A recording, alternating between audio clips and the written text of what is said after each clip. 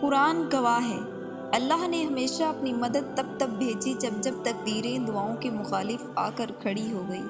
اللہ نے تب اپنے اندیکھے ذریعوں تک رسائی کے دروازے کھولے جب سارے دکھنے والے دروازے بند ہو گئے۔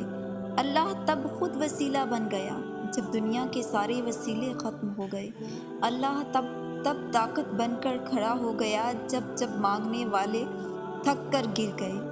اس نے تب انصاف بھیجا جب جب ترازو کے پلڑے نا انصافی کی طرف جھکنے لگے۔ تو پھر کیوں سوچتے ہو کہ اس کی مدد نہیں آئے گی؟ کیوں سوچتے ہو کہ تمہاری مرادیں لوٹ کر نہیں آئیں گی؟ اللہ نے وعدہ کیا ہے رحم کا تو اس کی مدد ضرور آئے گی۔ تو یہ بھول جاؤ کہ تم سے کیا ہو سکتا ہے اور کیا نہیں، اور یہ سوچو کہ تمہارا اللہ کیا کچھ کر سکتا ہے، کیونکہ مدد تو اللہ کی طرف سے ہوتی ہے جو سب کچھ کر سکتا ہے، جو چند لمحوں میں تمہاری صدیاں بدل سکتا ہے۔ بے شک